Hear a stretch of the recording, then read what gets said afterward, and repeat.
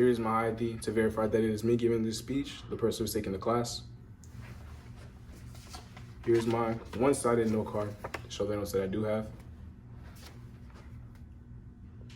And behind me, I have my audience of 5 adults. Hello, I'm Dante. I am 21. Hey, I'm Jack. I'm 20. Hey, I'm Jose. I'm 19. Hey, I'm Alexis and I'm 18. Hey, I'm Nikita. I'm 20.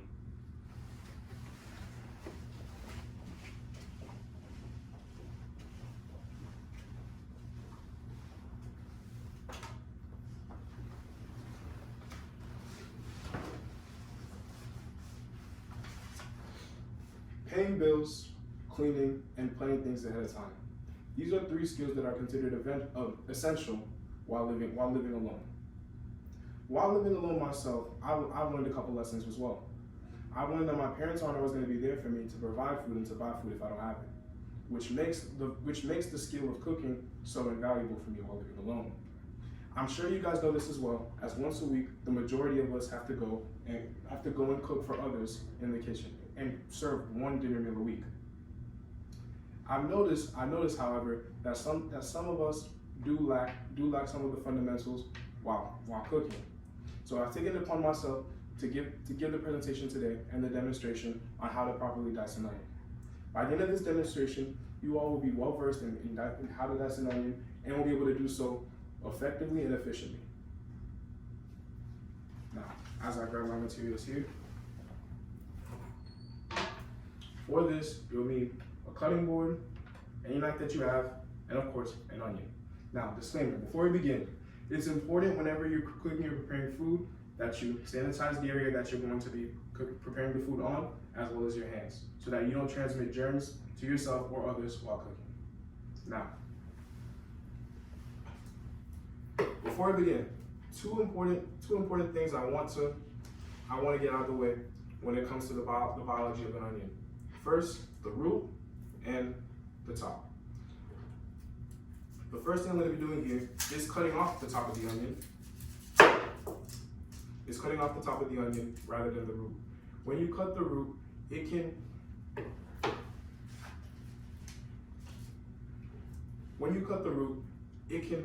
leak out sulfuric acid, which is the chemical gas that causes you to tear up when you cut onions. So by doing that, we're mostly eliminating the chances of that happening. Now, second, what we're going to do is cut through the middle of the onion vertically. By the end of this, you should be left with 2 halves of an onion. Now, for those of you who might have been wondering why I didn't peel the onion yet, now is the opportune time to peel the onion. While some prefer to do it before, I prefer to do it here, as most of the skin is already removed, and more often than not, it's a very simple process to get to the first layer of the onion.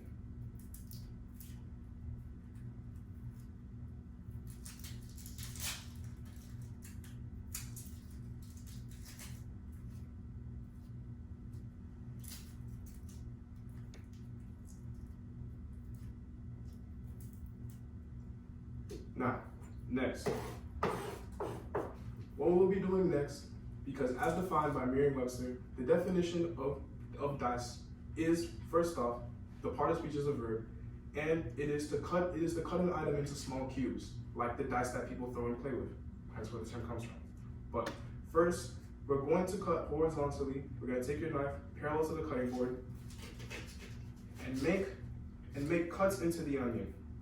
Make multiple cuts into the onion, but however, not cutting through the root, because the root is the base here. And if you cut through the root, the whole onion will fall apart. So after now you've made your horizontal cuts, what you now want to do is make the same type of cuts, but vertical on the onion, like so. Once again, making sure not to cut through the root, but as close to the root as you possibly can, to give you fine cubes when you do dice.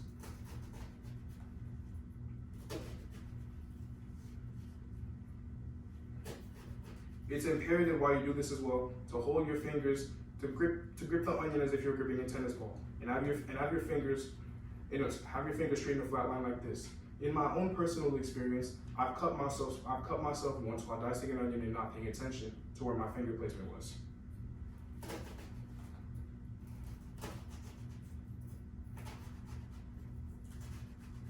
Now, after you've cut both vertically and horizontally, you can see you most often than not be able to see some of the onion start to fall apart if you don't grip it properly.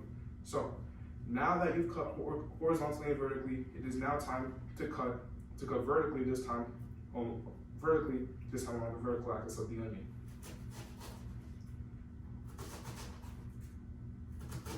This will result in you getting finer pieces of onion or the diced onion, otherwise known as the diced onion that we know and love.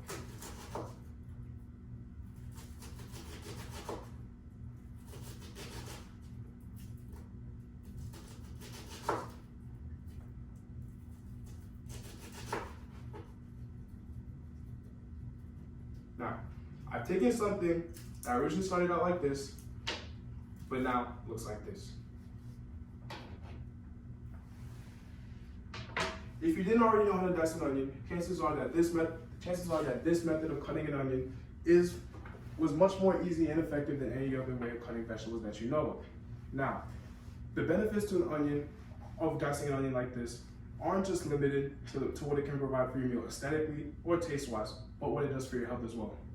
When you cut onions in the fashion that I just have, polyphenols are released, and according to UT Southwest Medical Center, polyphenols are small micronutrients located in plants that are also known as antioxidants, which help your body's defense when it comes across inflammation. These polyphenols are also susceptible to helping lower your risk of cancer, diabetes, and other non-degenerative diseases. Now that I've concluded this demonstration, you all should be well versed in knowing how to dice an onion properly, efficiently, and effectively. Now is the time for any questions if you have any. So please go ahead. I'll go first.